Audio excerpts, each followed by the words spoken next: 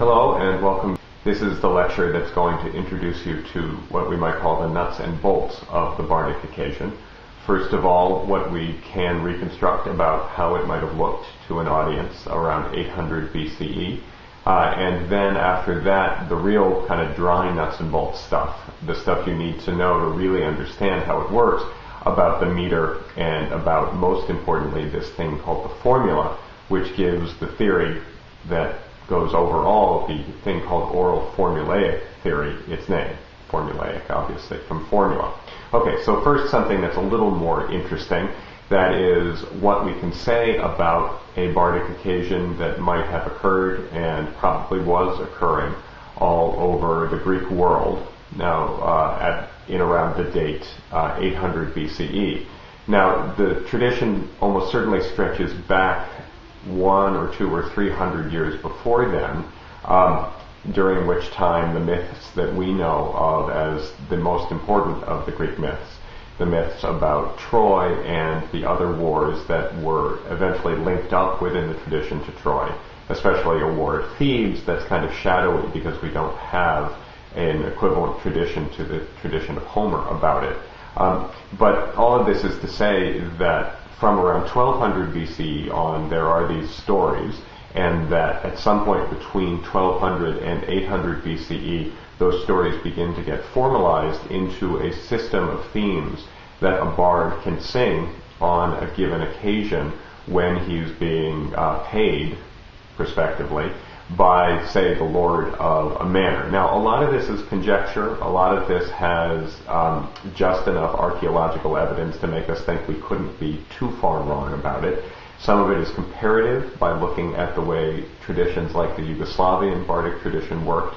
But it's always fun to try to recreate this at the level of granularity where we start to feel our antiquarian passion come alive and we start to feel like we really know what it was like to be alive in 800 BCE. So it's definitely worth doing. So I invite you to imagine a guy with a lyre, L-Y-R-E, which is pretty much the equivalent of a guitar, sitting in front of an audience, maybe a little bit off to the side, because the main attraction would be the lord of the manor who is giving the feast. And throughout the feast, and this we know from the Odyssey, as you'll read in Odyssey Book 8, throughout the feast, the bard is singing. And we can imagine varying degrees of attention on the part of the audience. Maybe you have some of the people of the region who are very interested and are sitting close to the bard and have asked to have seats close to the bard so they can pay attention. And then maybe you have a mass of people. Think about moviegoers who are more intent on their popcorn than on the film. A mass of the people kind of further away who are concentrating on the conversation. At some point maybe in the tradition, or with perhaps a good enough bard, you start to have something like a rapt audience, R-A-P-T.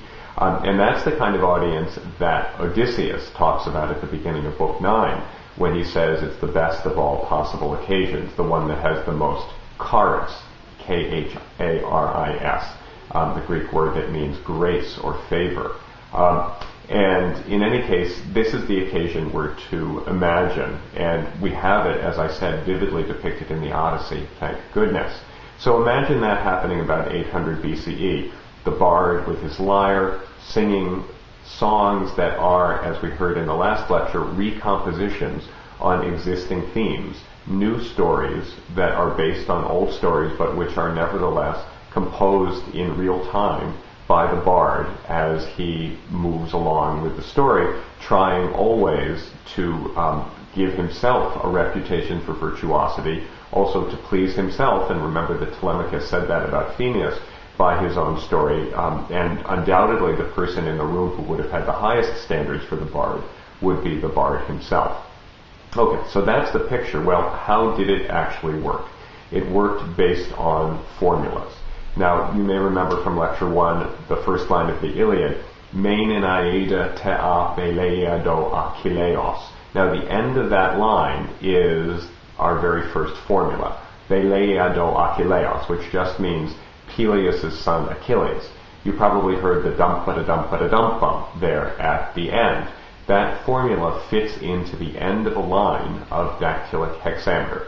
Dactylic hexameter is just a meter that uses 6, that's hex, 6 feet of dactyls, which is long, short, short, or spondies, which is long, long. So, meinin a is a dactyl, e de te, another dactyl, a pe, spondi, leia, dactyl, do achilleos, dactyl spondi. And every line ends with dactyl spondi.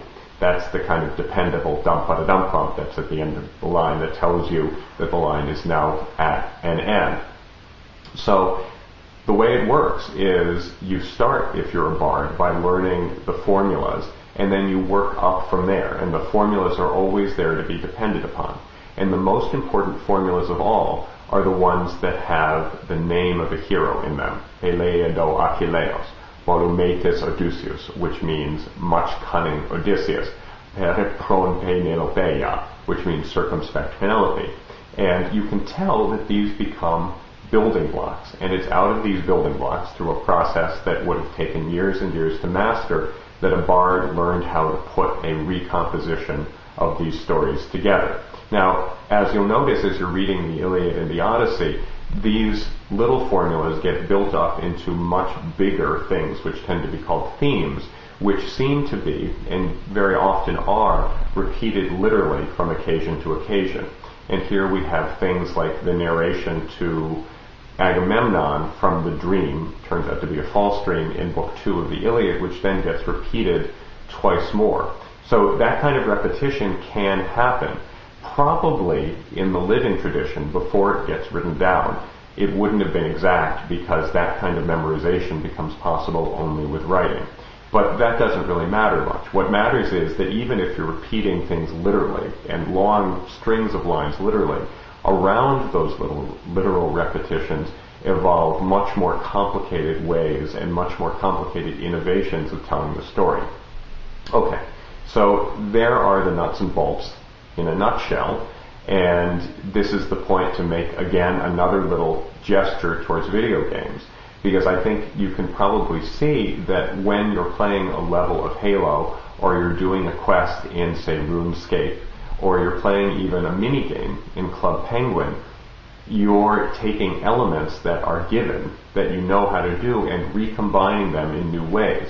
Does it evolve into great art the way Homer does, is the question I'm always asked, and the one I'm always asking myself. Well, did every formula evolve into great art for the Homeric bards? I think the answer to that has to be no. But then the more interesting question is, what does it take for a player of Club Penguin to create an artistically interesting performance in Club Penguin?